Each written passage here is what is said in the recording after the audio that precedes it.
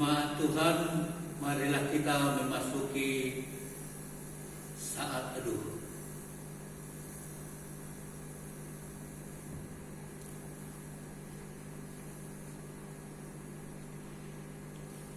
Amin. Di dalam nama Allah Bapa dan Tuhan Yesus Kristus serta Roh Kudus, Pencipta langit dan bumi. Amin. Bernyanyilah baginya, bermasmurlah baginya, percakapkanlah segala perbuatannya yang ajaib. Bermegahlah di dalam namanya yang kudus. Biarlah bersuka hati orang-orang yang mencari Tuhan. Haleluya, haleluya, haleluya. Haleluya.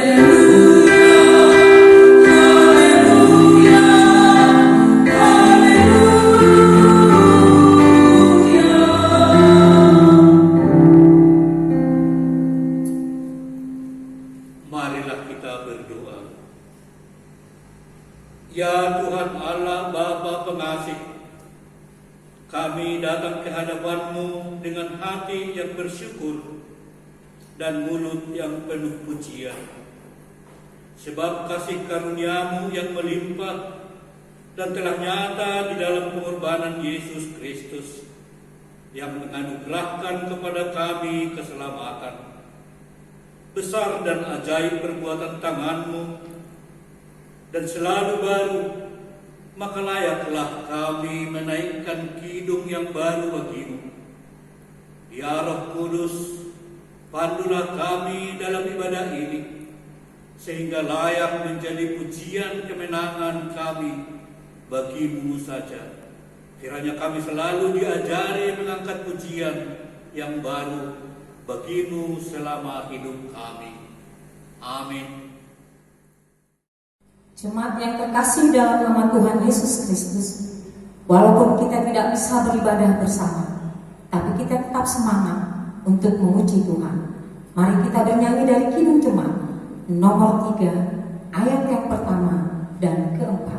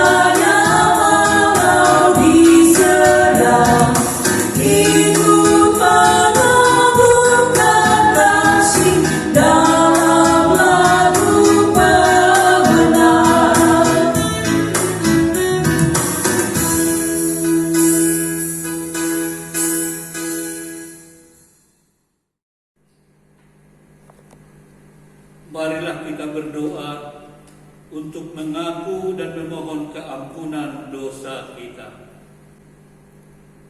Ya Tuhan Allah Bapa Surgawi, Engkau telah mengaruniakan anak-Mu Tuhan Yesus Kristus turun ke dunia, menderita sengsara dan mati di kayu salib untuk membebaskan kami dari dosa dan maut.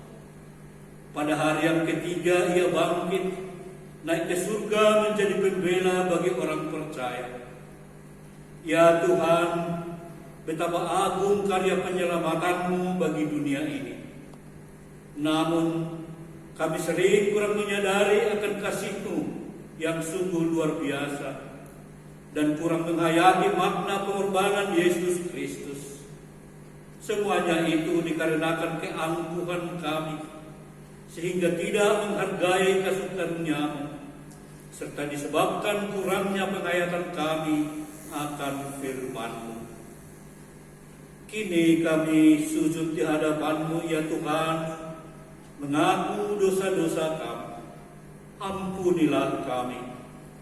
Baharuilah hati serta pikiran kami oleh Roh Kudus-Mu, supaya kami semakin memahami firman-Mu.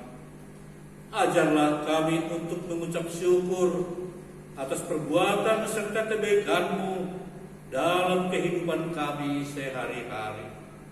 Doa ini kami mohonkan hanya di dalam nama Yesus Kristus, Juru Selamat kami. Amin.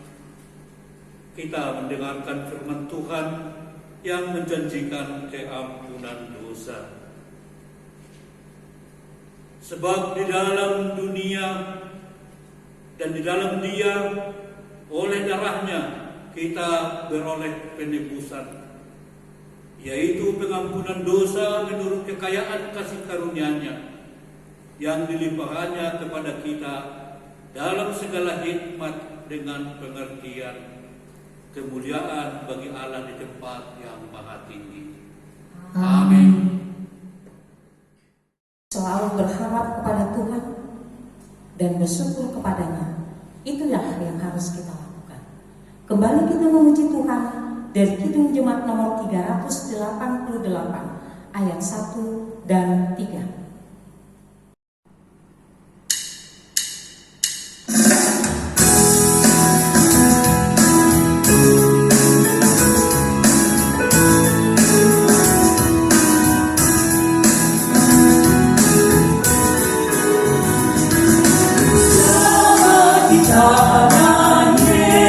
Yesus, aman pelukannya.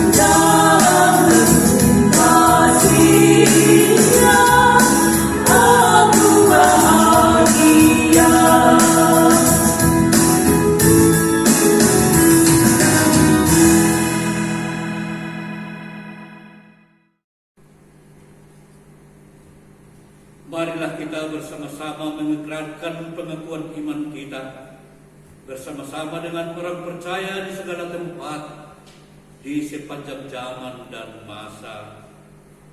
Aku percaya kepada Allah Bapa yang Maha Kuasa, Khalik langit dan bumi, dan kepada Yesus Kristus anaknya yang tunggal, Tuhan kita, yang dikandung daripada Roh Kudus, lahir dari anak darah Maria, yang menderita di bawah pemerintahan Pontius Pilatus, disalibkan, mati dan dikuburkan, turun ke dalam kerajaan maut.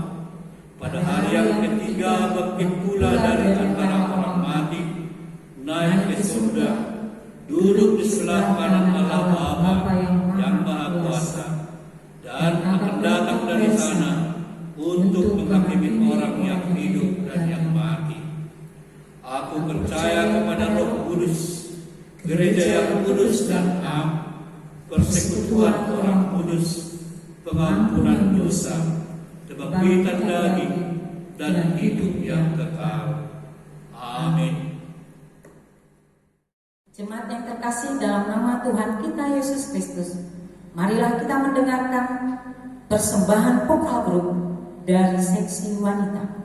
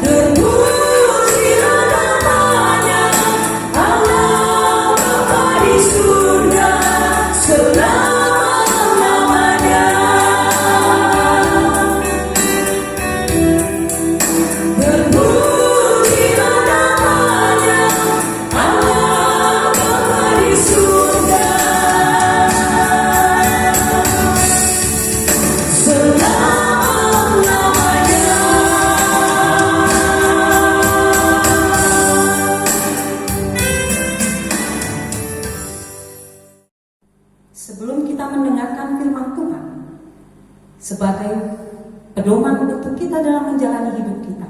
Kita bernyanyi kembali dari Kidung Jemaat nomor 415 ayat 1 dan 3.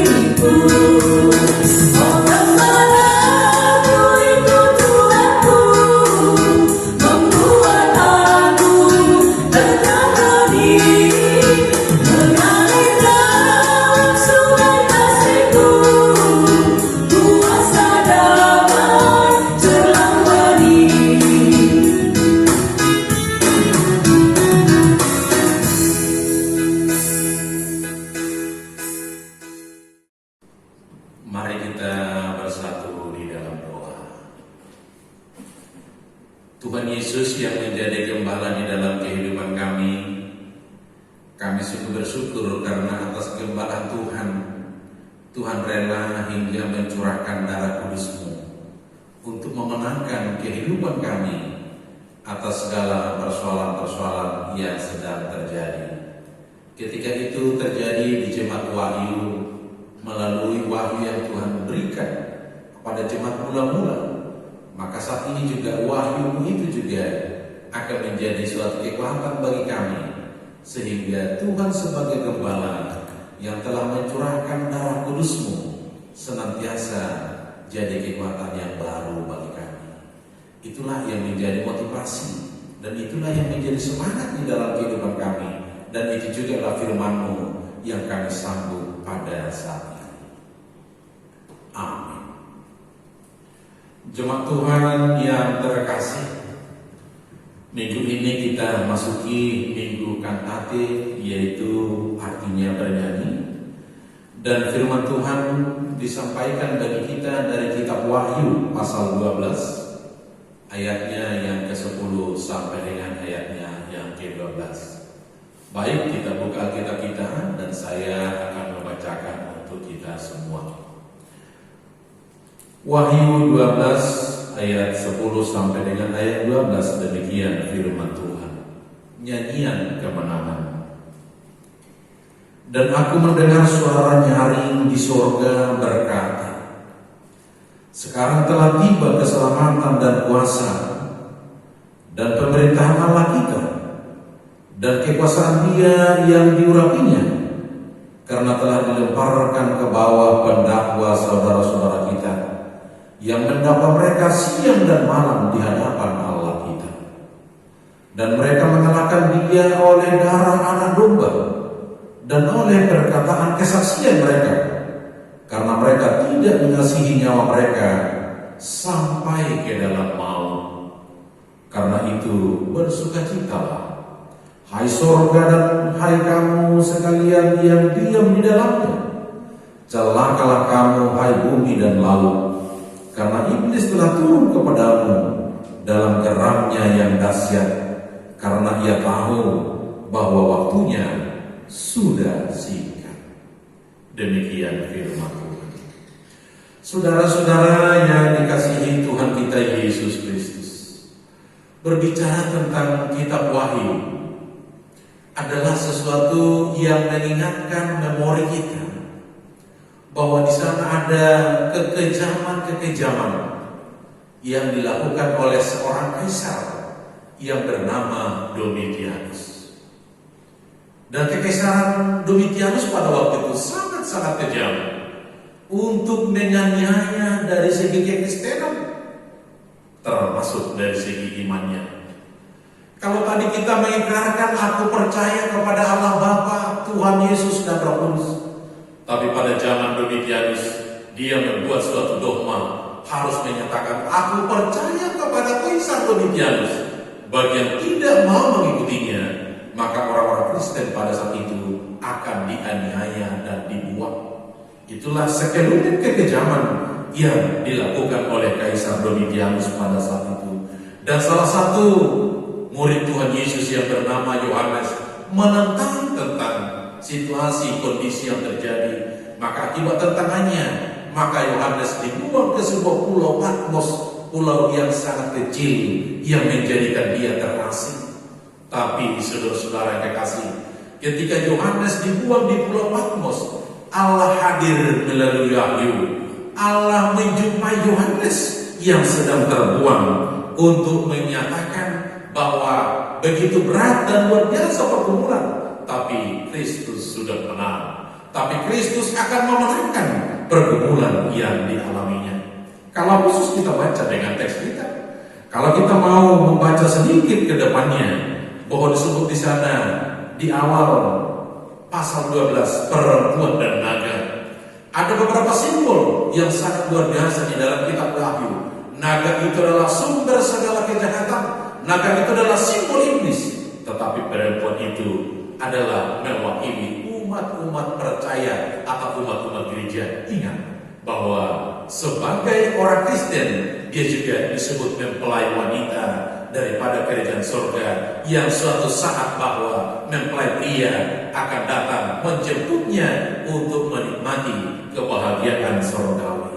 Maka saudara-saudara, apa yang dikatakan ketika Yohanes sedang menerima wahyu yang dibagikan juga pada saat ini. Sederhana kita mau mengatakan bahwa melalui wahyu yang diterima oleh Yohanes, Tuhan memberikan pengumuman secara final bahwa Yesus yang disalibkan, Yesus yang dikorbankan sudah mengalami kemenangan. Bagaimana proses kemenangan? Bagaimana caranya supaya bisa Yesus itu dimenangkan? Ada 3 pernyataan yang disebut sehingga Yesus itu bisa menang. Yang pertama, mari kita lihat sebagaimana yang dicatat di dalam ayat 11a. Di sana dikatakan bahwa dengan dan mereka mengalahkan dia oleh darah anak domba. Maka kita katakan darah anak domba adalah menjadi satu-satunya senjata yang paling ampuh untuk melawan iblis. Artinya, dari segi iman Kristen kita mengatakan bahwa darah anak domba adalah dasar keselamatan, bukan salah. Maka memang kita sudah melewatkan satu titik untuk menerima darah anak domba melalui perjamuan kudus yang biasanya kita lakukan pada Jumat. Tapi maaf, kita mungkin harus bersabar, waktu yang tentu nanti akan terjawab. Artinya darah anak domba yang mau dikatakan sebagaimana dinyatakan oleh firman ini bagi kita bahwa karya penebusan Kristus yang dilakukan dengan kayu salib, dari situlah cikal bakal terbentuknya gereja.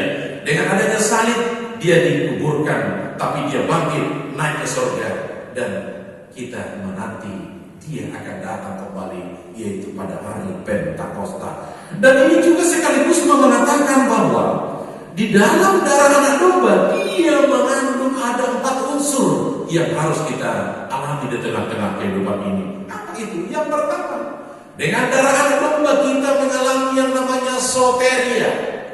Soteria itu adalah keselamatan yang bersumber daripada Tuhan. Syukur bagi Tuhan dengan COVID yang sedang menakutkan.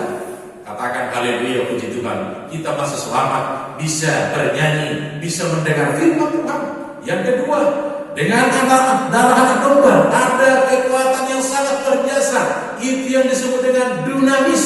Dunamis artinya adalah ada suatu kuasa yang memasuki ke dalam diri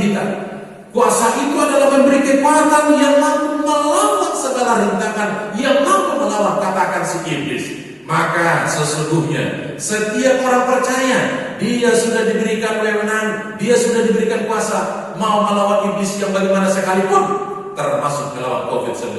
Saya berkata, ikuti anjuran dan bagaimana seharusnya peraturannya.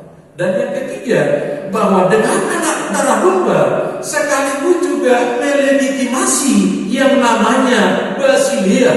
Basilia itu adalah pemerintahan Allah itu yang sudah berwujud di dunia. Kalau kita katakan gereja bukan lagi dunia, tapi gereja ada orangnya, maka di rumah-rumah setiap orang percaya berkumandang doa-doa, berkumandang lagu pujian, sujud hati yang tulus untuk memohon anugerah dan berkat Tuhan.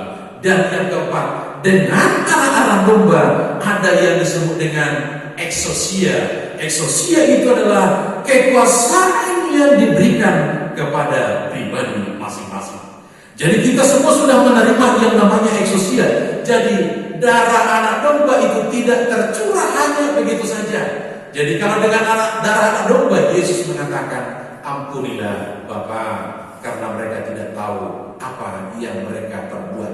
Itu adalah salah satu akselerasi yang namanya exousia, supaya kekuasaan yang bersumber daripada Tuhan itu dicurahkan, dianugerahkan. Artinya pengampunan sudah terlebih dahulu kita alami. Maka inilah sesungguhnya, walaupun mungkin itu di luar daripada logika, tapi sesungguhnya itu adalah iman kita. Jadi kalau tadi nyanyian pengantar bahwa Yesus sebagai gembala bersuling dan berdu, tapi bukan sulingnya yang kita kumandangkan pada saat ini, tapi tetesan darahnya itulah yang memberikan kesegaran, yang memberikan kekuatan bagi kita. Itu pertama. Yang kedua adalah melalui kesaksian orang beriman. Kalau bahasanya disebut sangat luar biasa, yang dicatat di dalam ayat 11 bagian B, perkataan kesaksian mereka. Artinya perkataan kesaksian bagi setiap orang Kristen itu tidak ada yang sia-sia. Artinya apa?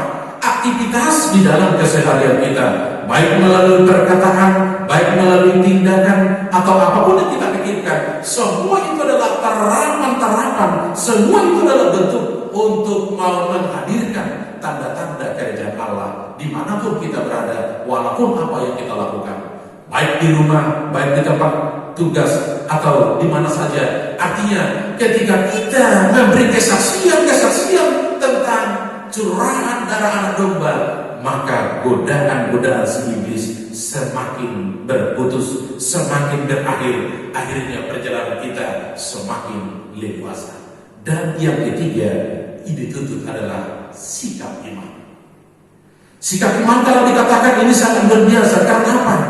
Ayat 11 bagian C, mereka tidak mengasihi nyawa mereka sampai ke dalam maut. Coba kita bayangkan, dan inilah yang terjadi pada jemaat mula-mula. Jemaat mula-mula tidak memperhitungkan jiwa tubuh roh, tapi demi penginjilan mereka siap bergandengan tangan, mereka siap untuk melakukan segala sesuatu, sehingga dengan kesaksian iman mereka, maka memang benar-benar menyadari hidup ini adalah sementara. Tapi hidup yang sementara, disinilah kita sekaligus juga dilatih. Dengan hidup yang sementara, di sini juga kita sedang persiapan, dan hidup yang sementara, disinilah kita dipersiapkan untuk menerima kehidupan yang kekal. Sehingga kehidupan yang kekal itu dia mencapai suatu proses yang sangat luar biasa, sehingga kita tidak akan pernah bosan. Contoh nih, menduding haleluya 250 sada.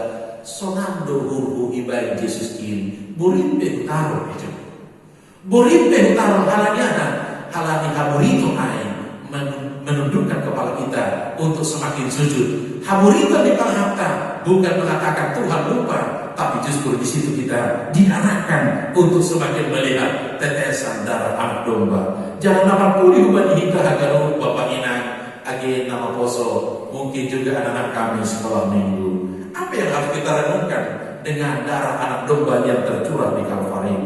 Darah anak domba itu adalah menjadi suatu kantate, artinya ungkapan syukur bagi kita. Coba, tanpa adanya darah anak domba, tidak ada persekutuan, tidak ada diakonia, bahkan tidak ada juga yang namanya boleh berbagi rasa sebagaimana yang banyak dilakukan saudara-saudara kita pada saat ini. Maka nyanyian kita adalah nyanyian kemenangan.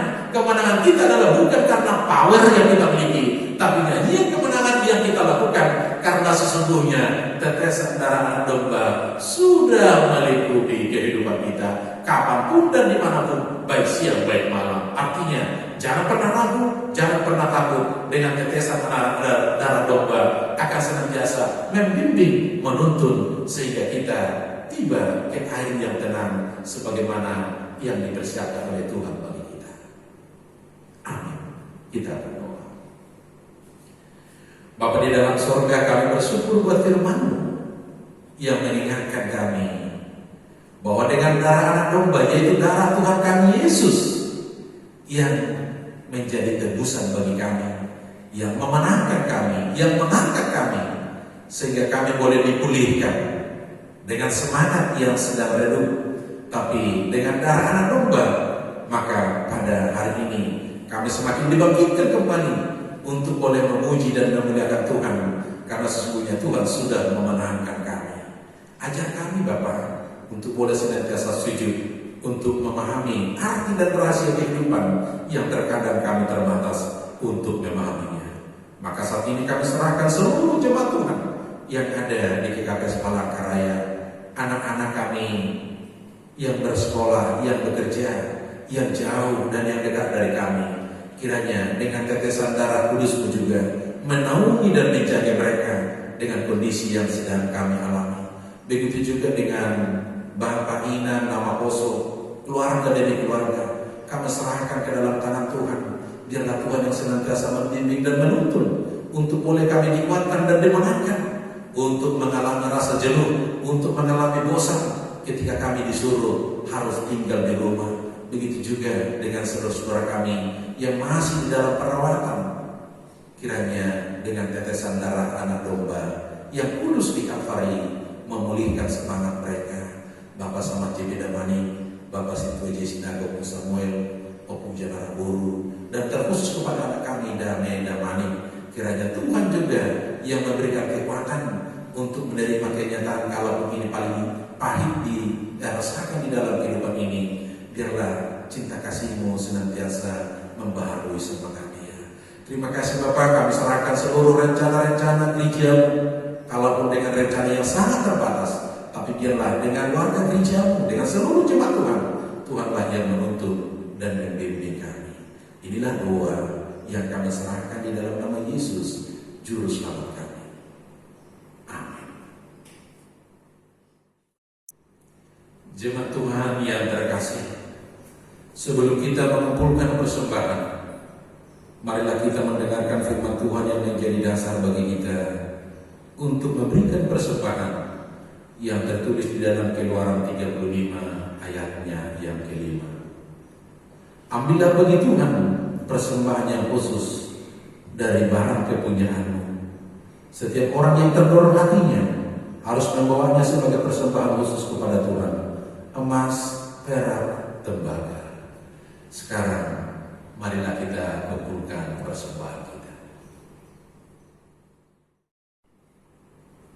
Marilah kita berdoa untuk menyerahkan persembahan kita kepada Tuhan.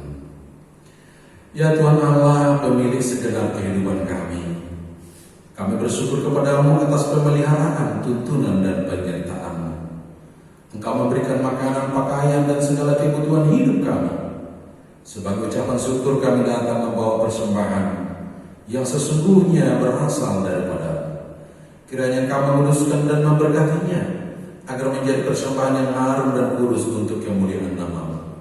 Kami memohon kiranya berkat-Mu semakin berkelimpahan di dalam kehidupan kami. Kiranya Roh Kudus mengajari kami supaya semakin tulus mempersembahkan hidup dan segenap apa yang kami miliki untuk kemuliaan nama-Mu. Terimalah doa persembahan kami di dalam nama Yesus Kristus Juru Selamat kami.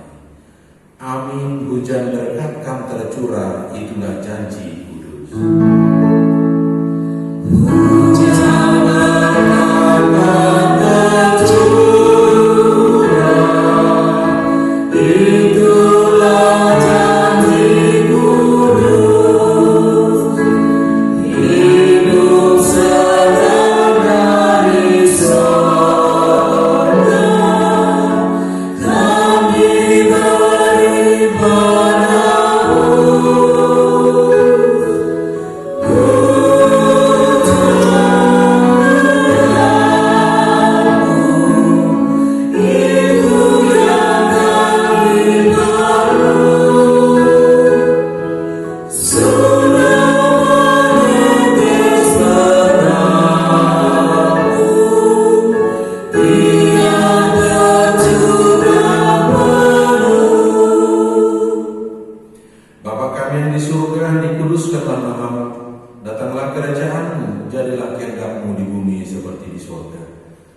kami pada hari ini makanan kami yang secukupnya, dan ampunilah kami akan kesalahan kami, seperti kami juga mengampuni orang yang bersalah kepada kami. Dan janganlah membawa kami ke dalam pencobaan, tetapi lepaskanlah kami daripada yang jahat.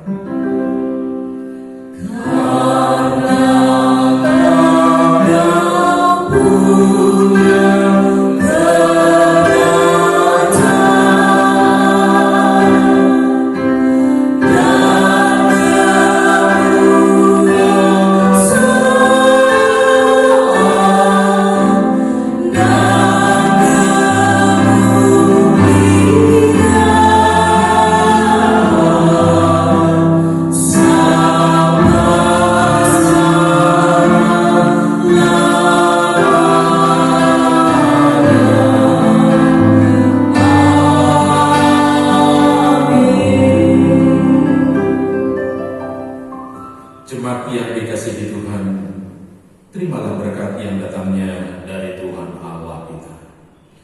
Tuhan memberkati engkau dan melindungi engkau. Tuhan menyinari engkau dengan wajah-Nya dan memberi engkau kasih karunia. Tuhan menghadapkan wajah-Nya kepadamu dan memberi engkau damai sejahtera. Amin.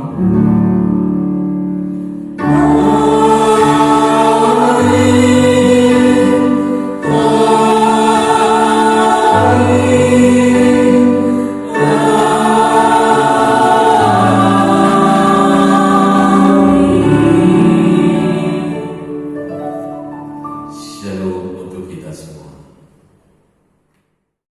Shalom, selamat Minggu Kantate, Horas Magandang Galuhan.